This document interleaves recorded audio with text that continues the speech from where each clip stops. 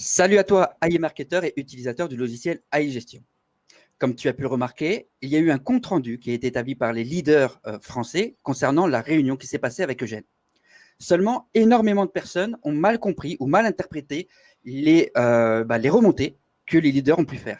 Avec Cyril, on s'est dit qu'il n'y avait pas mieux que la vidéo pour communiquer au sujet de cette vidéo-là et justement vous apporter des éclaircissements concernant justement ces remontées. Alors Cyril, on a établi en fait un petit schéma pour que vous puissiez bien comprendre les choses et on va commencer très simplement. Je vais ouvrir mon écran, hop là, et je vais le faire de cette façon-là. Voilà, excuse-moi. Tu peux mettre mon écran, Cyril, s'il te plaît? Je vois que j'ai du mal à… Je rajoute ton écran et je le mets à côté de nous. Voilà. Donc, on va de façon très coordonnée, parce qu'avec Cyril, on aime bien quand les choses sont carrées. On va donc vous expliquer les choses en 4 étapes. La première étape, il va s'agir de l'attaque contre AI Marketing et donc, du coup, de l'attaque DDoS qui a eu lieu au mois de juillet. Et on va vous expliquer pourquoi AI Gestion était au courant bien avant que l'ensemble de la communauté française.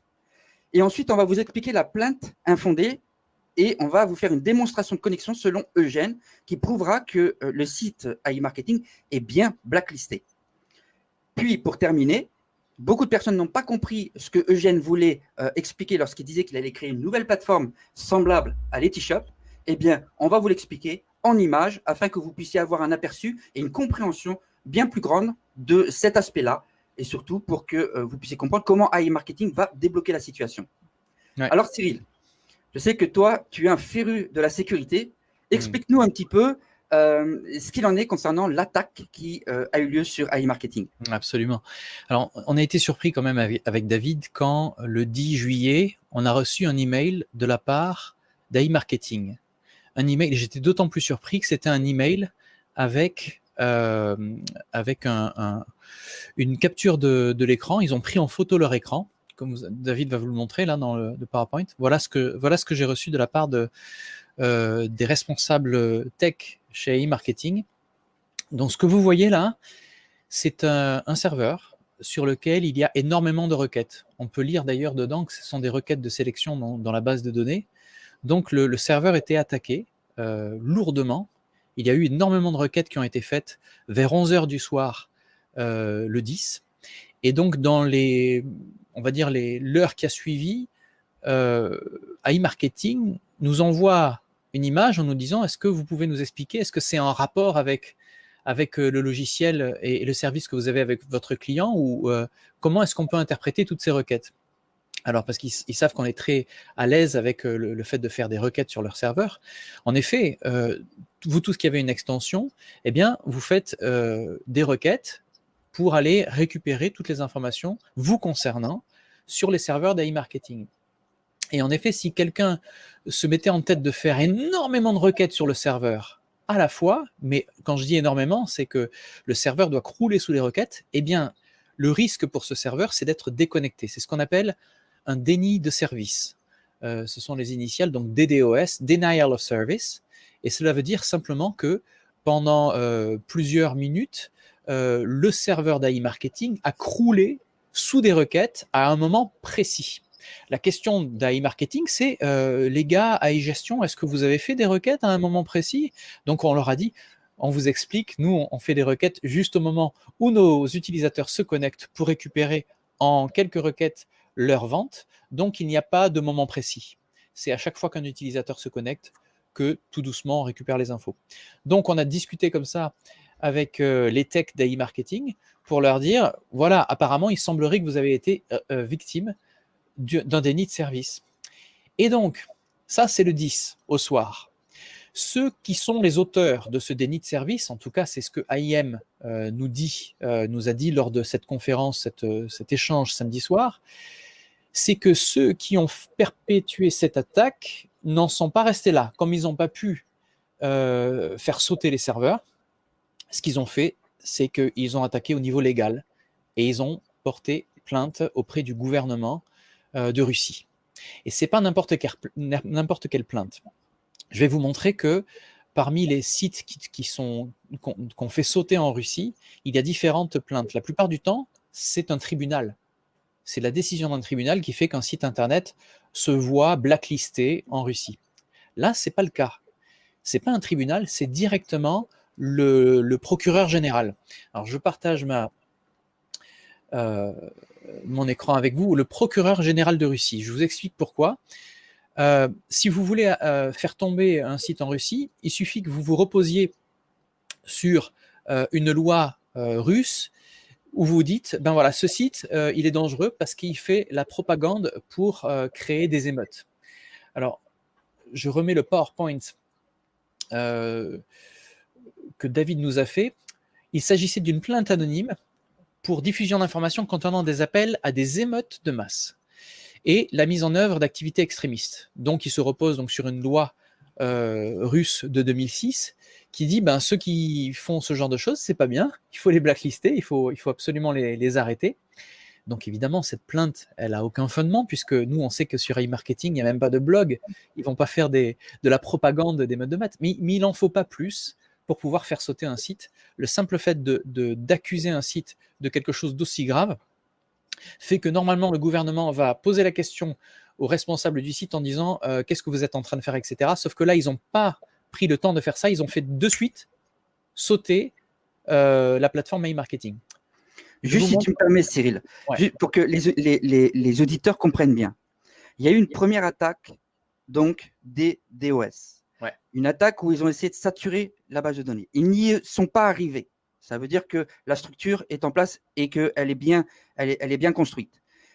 Ils ont, dans la foulée, essayé de discréditer iMarketing avec une plainte infondée qui n'a absolument rien à voir avec iMarketing. C'est deux choses, David, qui ont été dans la chronologie faites l'une derrière l'autre dans la volonté seule de démonter iMarketing. Vous voyez ? Oui, de nuire.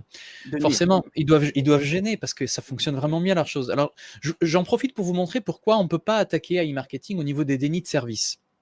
Juste rapidement, je partage mon écran. On va aller sur Opera, puisque Opera aussi fonctionne avec iGestion et iMarketing. Et là, je vais aller sur iMarketing. Regardez. Je vais pour me connecter. Et regardez, ce que vous voyez là, Checking your browser before accessing iMarketing, c'est une protection par Cloudflare. Alors, c'est allé peut-être un petit peu vite, mais je vais peut-être le refaire. Peut-être Cloudflare. Voilà, Cloudflare me laisse passer maintenant parce qu'il a vu que j'étais légitime. Mais si je réouvre Opera, on va peut-être revoir ça.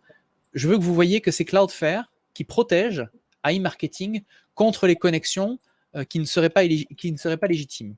Regardez, je me connecte. Bon, voilà, c'est bon. Ils l'ont mis dans le cache. Donc, il n'y a plus de Cloudflare. Le rôle de Cloudflare, quand vous vous connectez, vous vous dites « Ah, c'est embêtant, ça me ralentit à chaque fois que je me connecte. Il faut que je clique sur des avions ou je clique sur des camions pour pouvoir faire tout ça. » Bon, c'est nécessaire quand on a un site internet à haut trafic de pouvoir se protéger. Cloudflare, à quoi ça sert ? Ça sert à ralentir le nombre de requêtes. Donc nous, à iGestion, on ne peut pas faire 100 000 requêtes à la fois. C'est pourquoi, quand vous avez votre barre de chargement sur iGestion, vous voyez marqué des fois « Attendre ». J'ai mis ce code-là, j'ai mis cette phrase-là « Attendre » dans la barre de progression parce qu'on désirait vous laisser savoir que on attendait que iMarketing nous donne le droit de faire la requête, tout simplement. Parce qu'il n'est pas possible, depuis notre navigateur, de bombarder de requêtes le serveur iMarketing aussi facilement. Donc, les attaquants qui ont fait une attaque de déni de service ont dû drôlement bien s'y prendre pour pouvoir contourner certaines sécurités et attaquer le serveur certainement par une autre adresse IP qui n'était pas protégée par Cloudflare. Donc, ici, iMarketing a fait en sorte de protéger au maximum ses utilisateurs et de protéger l'utilisation du service. Mais ceux qui ont décidé de leur nuire n'en sont pas restés à un simple DDoS. Ils sont passés par la loi. Et c'est là que je vais pouvoir vous montrer, si je partage mon écran avec vous, à nouveau, comment ça se passe au niveau de la loi russe. On va aller sur le Roskomsvoboda. Qu'est-ce que c'est que ça ? C'est l'autorité en Russie qui permet de protéger tout ce qui est communication. et particulièrement la communication sur Internet. Donc, on voit qu'il parle de collecte informatique, il parle de faire des listes noires d'entreprises informatiques. Donc ça, David va revenir dessus tout à l'heure. Je vais les laisser. Mais ils ont un registre de surveillance. Donc, on va cliquer sur ce registre de surveillance et on va cliquer sur registre des sites interdits. Là-dessus, je vais faire un petit zoom pour que vous puissiez voir. Comme tout est en russe, on va traduire en français avec Google. Et ici, on va d'abord rentrer un site qui a été bloqué chez eux. On va rentrer LinkedIn. Parce que je vous ai sorti l'article qui montre que LinkedIn a été bloqué en Russie pendant un moment. Et grâce à cette blacklist, on va voir combien de temps les sites sont bloqués et on va voir qu'ils gardent en mémoire tout ce qui est blocage de sites. Donc, je lance la requête et on voit que LinkedIn a été bloqué en 2016. Vous voyez ? LinkedIn et toutes les adresses IP de LinkedIn, des serveurs LinkedIn, ont été bloqués. Et plusieurs noms de domaine de LinkedIn ont été bloqués en 2016. Regardez, tout s'est passé entre le 17 et le 24 novembre 2016. Si vous faites une petite recherche, vous verrez sur Le Monde, en 2016, justement, en novembre 2016, que la justice russe condamne de bloquer le réseau social LinkedIn en Russie. Tout simplement parce que Moscou exige que les données des citoyens russes soient hébergées en Russie. Et c'est totalement légitime. Comme nous, on estime qu'en France, nos données devraient être hébergées en France et pas ailleurs. Donc, ils sont là pour ça, hein, le Roskomsvoboda. Ils sont là pour travailler pour la liberté, en fait, de leurs citoyens. Même si souvent, ils bloquent des choses parce que ça les arrange de les bloquer. En général, c'est fait pour la liberté. Donc, on va rentrer AI.marketing. Et là, sans aucune surprise, vous allez voir la date de blocage de notre chère plateforme de cashback. Donc, allez, c'est parti. AI Marketing, voilà. Donc, au 12-07, donc 2 jours exactement après l'attaque des DOS, on a AI Marketing et toutes les adresses IP. Allez-y, les gars, scannez si vous voulez voir les adresses IP des serveurs AI Marketing. Et on va traduire ça en français parce que vous allez voir la décision, pourquoi ça a été fait. C'est le bureau du procureur général, et c'est pas moins. C'est pas tous les sites qui sont bloqués par le bureau du procureur général. Si vous allez sur les registres des sites interdits, regardez, je vais traduire cette page. On a le Roskomnadzor, là. On a le tribunal du district de Moscou, tribunal, nanana. Là, on a un bureau du procureur général, donc la plainte devait être haute, mais la plupart du temps, c'est le tribunal. Ça veut dire qu'il y a une action en justice, ils ont pris le temps de juger la situation, ils ont émis une décision de justice en passant par un juge et ils ont arrêté le site internet.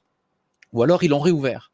Le truc ici, c'est que c'est directement le procureur général de Russie qui a été utilisé pour pouvoir bloquer le site, et c'est l'élément le plus puissant du système judiciaire russe. Donc on ne peut pas aller plus haut pour pouvoir bloquer quelque chose.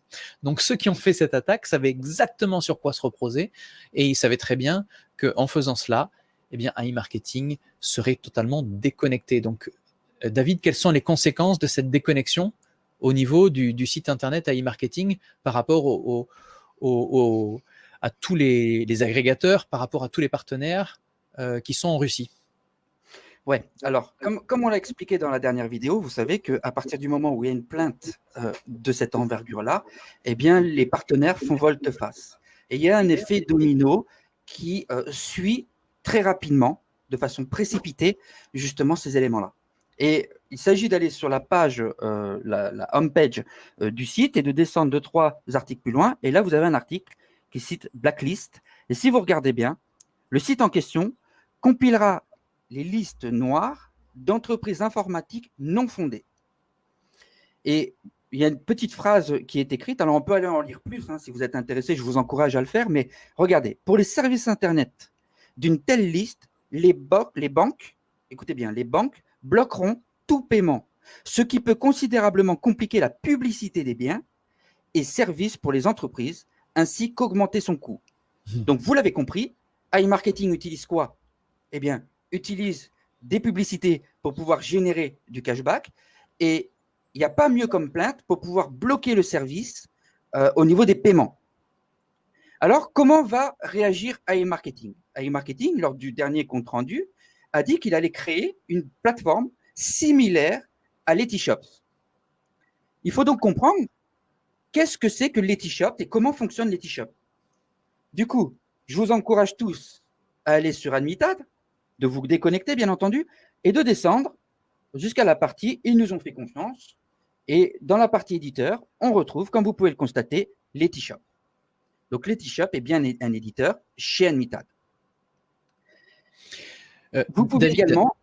Ouais. Juste permets-moi, en effet, pour ceux qui n'ont pas pu suivre les rapports du rendez-vous de samedi soir, justement, beaucoup n'ont pas compris le rôle de Letyshops dans tout ça, en fait, parce que Eugène qui nous expliquait comment ils allaient remettre en marche les robots, parce que là, on vous a même pas parlé de ça, mais peut-être que ce que vous voulez savoir, c'est si vous allez retrouver votre argent, parce que beaucoup crient déjà au Ponzi en voulant faire des vues sur YouTube. Évidemment, c'est facile hein, de faire ça, parce que le biais de négativité fait qu'on réagit beaucoup plus, on clique beaucoup plus facilement sur les choses qui nous font peur que sur les autres, sur les bonnes nouvelles.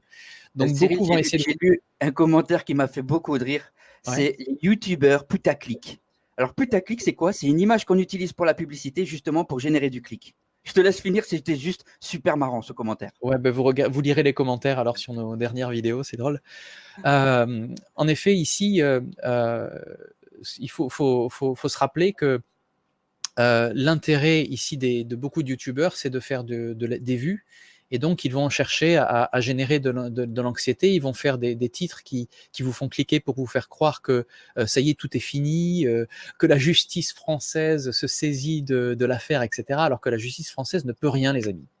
Vraiment. Parce que si vous avez investi sur AI Marketing, aujourd'hui, si AI Marketing devait réellement tomber, vous pouvez rien faire. Rappelez-vous ça. C'est pas en France, c'est pas couvert par les lois françaises. Et donc, vous n'avez pas de droit de recours. Donc, c'est pour ça qu'on vous dit depuis nos premières vidéos avec David, si vous investissez là-dessus, investissez que ce que vous pouvez perdre, tout comme en bourse, de la même manière. Seulement, ce que beaucoup veulent pas entendre non plus aujourd'hui, c'est que AI Marketing a été très clair samedi soir sur la manière dont ils allaient reprendre leur activité. Et la manière de reprendre cette activité, c'est justement de développer à l'extérieur de la Russie des sites et des plateformes qui vont leur permettre de continuer sans avoir à dépendre du Roskomnadzor ou ou de la loi russe, et de pouvoir faire librement ce qu'ils sont en train de faire. Donc David, ce qu'il va nous expliquer là maintenant, c'est le rôle d'un site tel que Letyshops, comme nous a proposé Eugène, notre correspondant chez AI Marketing. Eugène nous a proposé de créer, il a proposé de créer une plateforme qui va leur permettre de pouvoir rebondir et continuer à l'avenir. Donc c'est là que David va vous expliquer en détail pourquoi et comment ils vont faire ça. Voilà. Donc du coup, comme vous l'avez compris, il a parlé d'une plateforme similaire, donc qui va ressembler à Letyshops. En fait, en gros, c'est une plateforme d'éditeur qui va permettre tout simplement de générer des liens d'affiliation, donc des URL pour que vous puissiez acheter des produits, et il y aura une quantité phénoménale de produits, comme on peut en trouver d'ailleurs actuellement sur AI Marketing. C'est en gros pas très différent. Par contre, retenez, AI Marketing, lorsqu'on contacte Admitad ou un site d'affiliation, ils ne connaissent pas AI Marketing. Par contre, souvenez-vous, je vous avais dit que dans la recherche, dans l'élaboration d'un AI Marketing français, entre guillemets, parce que c'est notre souhait à Cyril et moi, eh bien, on a fait des recherches et on a contacté des personnes. Et ces personnes-là, on leur a donné donc l'idée d'AI Marketing, parce que AI Marketing était introuvable dans leur base de données. Et c'est à travers cette idée-là qu'ils ont pu se connecter du coup à la plateforme qui permettait justement… Oui. L'idée, c'est pas juste une idée, les gars, c'est un ID, c'est une identification, c'est un numéro d'identifiant chez le partenaire, en fait. Le numéro, c'est un chiffre qui identifie AI Marketing chez le partenaire qui fait de l'affiliation. Exactement. Et comme nous, on l'avait retrouvé, on l'a donc donné à ce partenaire ou à ce contact sur un des sites d'affiliation qu'utilise AI Marketing, et ils ont donc retrouvé AI Marketing avec cet identifiant. Ils nous ont donc confirmé les sources et le nombre de programmes qui étaient en cours chez eux, le nombre de rentrées d'argent, ce qui crédibilisait drôlement et très fortement l'activité d'AI Marketing. Ce qu'il faut comprendre, c'est donc qu'en fait, l'éditeur en question, par rapport à Admitad, n'est pas AI Marketing. Donc, vous l'avez compris.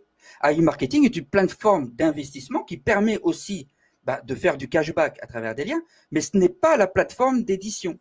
Là, Eugène a été très précis et très clair. Ils vont faire une plateforme d'édition semblable à Letishop. Alors, pourquoi ils vont le faire? Souvenez-vous, je vous ai montré un petit article qui disait qu'à partir du moment où un site était blacklisté, eh ben, il bloquait les banques et donc les paiements étaient bloqués. Par conséquent, la plateforme qu'ils utilisaient était une plateforme qui était, elle, russe, qui dépendait donc de l'autorité et des lois de la Fédération de Russie. Par conséquent, Eugène explique qu'ils vont donc créer une nouvelle plateforme qui, elle, sera hébergée à l'extérieur de la Fédération de Russie avec des comptes différents qui vont pouvoir permettre à e-marketing tout simplement de pouvoir reprendre les paiements vis-à-vis des agrégateurs et de la plateforme Admitad. En gros, est-ce que AI Marketing va changer de nom? Est-ce que AI Marketing va disparaître? Mais les amis, vous n'avez rien compris. Ce n'est pas le but. Alors, je ne peux pas vous dire s'ils vont pas refaire la structure avec un nouveau nom, mais vous n'avez pas compris ce que Eugène a dit. Eugène a été très clair. Ils vont faire une structure similaire pour contrer le blocage vis-à-vis de l'État russe. Tout simplement. Et sur le plan, si vous regardez bien, regardez. Vous avez l'annonceur qui correspond donc généralement aux agrégateurs sur AI Marketing.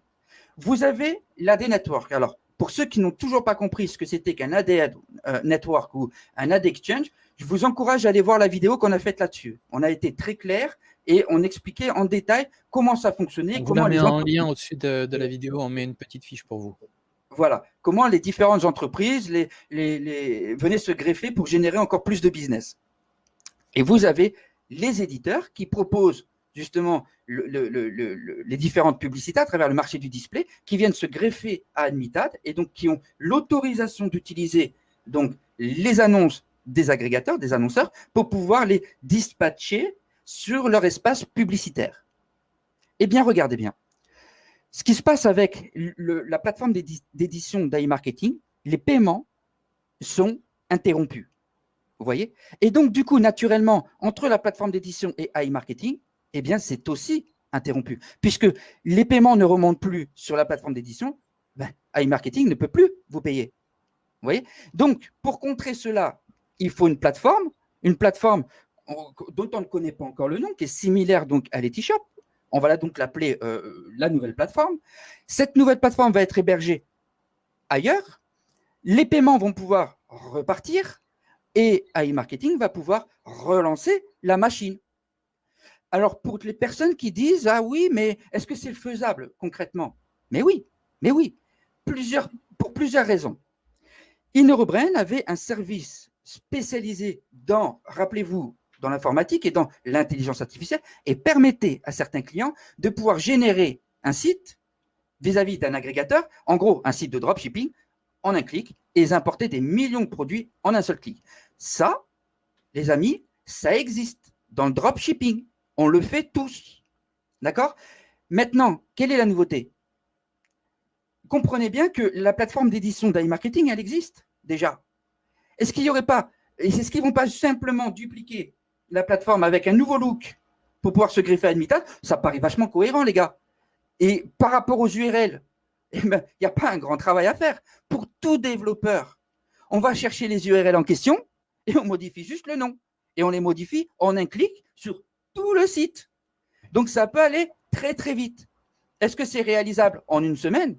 Mais oui, très largement, en fait. D'un point de vue technique, c'est réalisable en une semaine.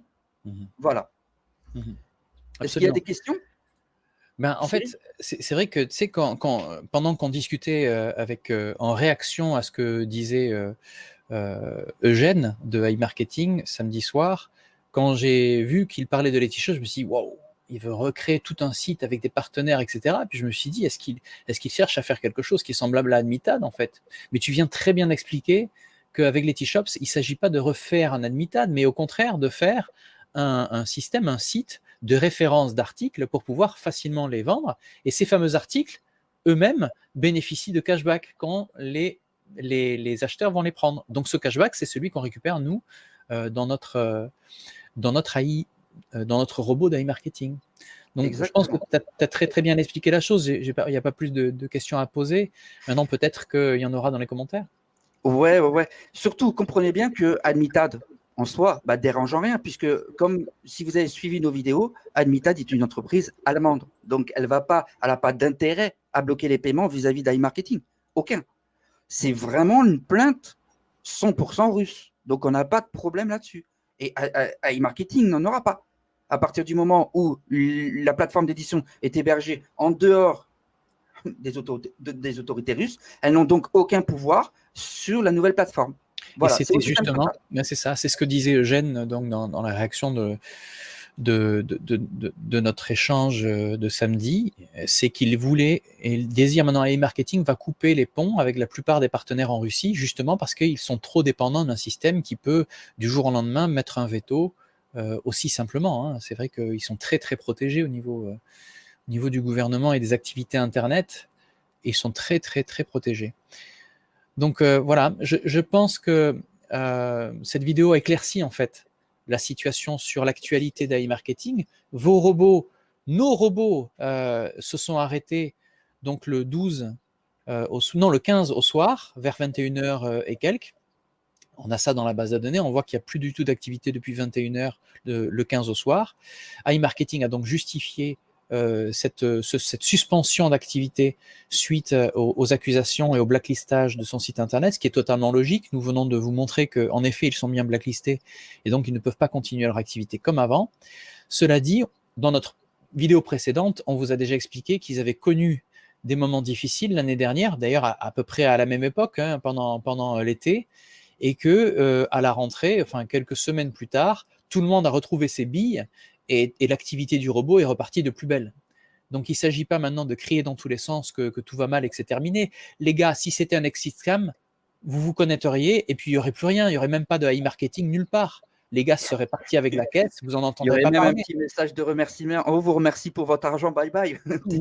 À la limite, et puis on n'aurait pas de quoi se retourner. Là, on a un gars qui a passé 3 heures avec nous samedi soir à traduire du russe.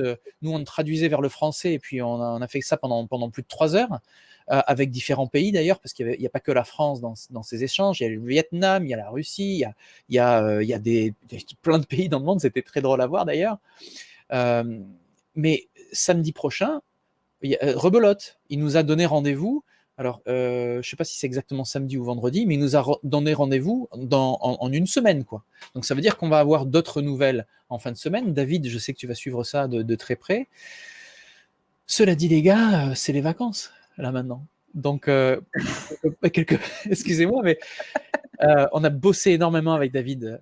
Vous le savez, hein, vous avez vu à combien on est actif sur le support, combien on est actif sur le réseau social. Vous voyez David à fond répondre sur Facebook. Enfin, on va prendre un petit peu des vacances. Donc, on va toujours évidemment assurer le bon suivi et la bonne utilisation de votre logiciel préféré AI-gestion. Cependant, on va arrêter un petit peu les vidéos pendant cette période-là. Ça tombe bien si, comme les robots sont en pause, nous aussi, notre robot aussi est parti à la plage. Je pense qu'on vous enverra peut-être une photo de lui sur un hamac quelque part dans les jours qui vont suivre. Je vais y Mais travailler. ce qu'on vous souhaite, c'est de ne pas trop vous prendre la tête, d'être patient, simplement de garder les pieds sur terre. Vous avez misé, eh bien, vous avez pris vos responsabilités quand vous vous êtes mis à investir, puisque vous êtes un investisseur sérieux, donc vous avez pris vos responsabilités. Maintenant, attendons la suite et voyons comment ça va se passer. Voilà, on vous a tout expliqué, je pense, David, on n'a rien oublié. Ouais. Alors, petite mise en garde, parce qu'il y a beaucoup de groupes, notamment à l'international, qui vont divulguer leur propre compte rendu ou leur propre interprétation de compte rendu. N'écoutez pas n'importe quoi. Il y a un groupe leader en France, et ce groupe leader-là va travailler bientôt, prochainement, un peu différemment, et ils vous transmettront les prochaines réunions de façon très précise, et il y aura un communiqué qui sera fait, il y aura un seul communiqué, et c'est ce communiqué-là qu'il faudra reprendre pour les différents groupes ou supports, notamment à travers vos différentes branches. C'est très important de le comprendre parce que si vous ne voulez pas qu'il y ait une cohue ou un surplus d'informations qui viendrait erroner le travail des leaders, il faut vraiment que vous partagiez la bonne information. Même si une information peut paraître alléchante pour certains d'entre vous, si elle n'est pas véritable, elle n'a aucune raison d'être. Voilà. Méfiez-vous aussi de ceux qui veulent vendre leur compte. C'est souvent des gens qui cherchent une nouvelle fois à récupérer vos fonds, bien entendu. Et on rappelle, soyez prudents et ne suivez uniquement que les supports officiels. C'est la base. Et quand on investit dans un business, on s'intéresse au business et on fait un minimum de recherche sur ce business. On ne suit pas aveuglément un parrain qui vous donne un lien pour investir votre argent. Il faut que ce parrain-là vous explique les fondamentaux de cet investissement et de ce site-là qui va vous permettre de générer du cash. Voilà. C'est très important d'adopter, encore une fois, on le répète sans arrêt avec Cyril, un esprit d'entrepreneuriat. Il faut que vous compreniez ce que vous faites et pourquoi vous le faites. Voilà, j'espère que je n'ai pas été trop chiant pendant cette dernière minute, mais il me semblait essentiel de le rappeler. Non, encore une fois. C'est bien de rappeler les bases des prises de risque quand on est dans ce genre d'activité. Hein. C'est pas toujours facile. On ne sait pas de quoi demain est fait, surtout quand vous investissez sur une plateforme qui n'est pas enregistrée sous aucun statut dans le pays où vous habitez. D'ailleurs, peu importe où vous habitez, quand vous allez sur ce genre d'investissement, c'est pas comme si vous investissez dans des SCPI ou sur des stocks, etc., où là vous pouvez tracer absolument tout. Là, il est très difficile de tracer les choses avec un e-marketing. Faut dire ce qui est. Donc voilà. Maintenant, faut pas dire non plus n'importe quoi. On voit qu'ils ont toujours tenu leurs promesses. Jusqu'à maintenant, c'est le cas. Voilà, ça reste exotique. On ne le répétera jamais assez. Mais c'est le choix qu'on a fait. Si je devais perdre ce que j'ai investi dans la plateforme, moi je suis rentré en sachant que je pouvais perdre ce que j'ai investi. Et puis voilà, je dirais que c'était une aventure et puis on passera à autre chose. D'ailleurs, on aura plein de choses à vous montrer dans peu de temps, autre que e-marketing d'ailleurs. Mais ce n'est pas encore le moment. Pour l'instant, on va prendre des vacances, on va se reposer, on va passer surtout du temps avec vos proches, avec ceux que vous aimez. Pour ceux qui s'intéressent beaucoup à l'argent, levez les pédales et passer plus du temps avec vos proches, et c'est ça qui est important. Après tout, si on veut avoir un peu plus de sous, c'est pour plus profiter des gens qui nous entourent et de la vie. Enfin, en tout cas, c'est pour David et moi, c'est plutôt ça, hein. On va profiter de ces vacances pour se poser et pouvoir réfléchir et puis déconnecter un petit peu après toute cette pression médiatique sur e-marketing. Voilà, on vous souhaite en tout cas de passer de très bonnes vacances, de pouvoir prendre le recul nécessaire pour pouvoir rentrer plus prêt, plus mûr, plus averti. Et puis on vous dit à très bientôt avec David sur notre chaîne et puis sur notre support si vous avez des questions. Bye bye. Bye bye. À la prochaine.